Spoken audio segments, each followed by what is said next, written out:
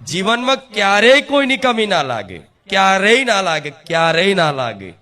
કે તમને એવું લાગે ભલે તમે એકલા હોય ને એકલા, તો તમને એવું લાગે કે હા હા હું મહારાજા છું. કેવું મહારાજાની ફીલ થાય, અનુભૂતિ થાય, આનંદ આવે. તમે એકલા હોય છતાંય તમને એવું લાગે કે હજારો હાથ વાળી મારી માં મારી જોડે છે. થાય કે નહીં?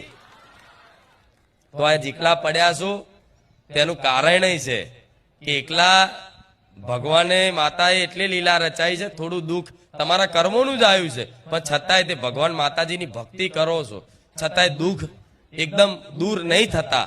તો વિશ્વાસ રાખજો, ભગવાને માતાજીએ તમારું કલ્યાણ હિત જ વિચારી રાખ્યું છે. તમને નહીં ખબર કે આ દુઃખ રૂપી કડવી દવા આગળ જતા શું સુખ પ્રદાન કરશે, હજુ એની કલ્પના. કેમ કે દુઃખમાં જ વ્યક્તિનો વિકાસ થાય. આજ મારા દીકરાને કોઈ જાતનું દુઃખ જીવનમાં ના હોત ને તો આજ હું માતા ના હોત, અને માતા ના હોત તો મારા ભક્તો ના હોત. તો મારા દીકરાને મારા શરણે સુધી લઈને આવનારો કોણ? દુઃખ. સાચું ખોટું? હા, તો તમે દુઃખી થયા તારે ફરતા ફરતા આયા છો ને, તો ચિંતા ના કરશો.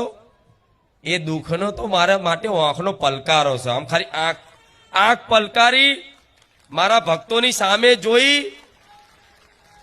અને આંખ ખાલી એક ઝબકારો મારું ને આમ જતું રે, પેઢીઓનું જતું રે. દેવી શક્તિને કમ સમજવાની, આમ જતું રે. આમ ખાલી આંખ ખોલું અને બંધ કરી, પતી ગયું.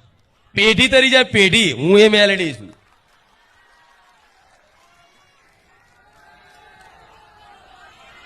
રામ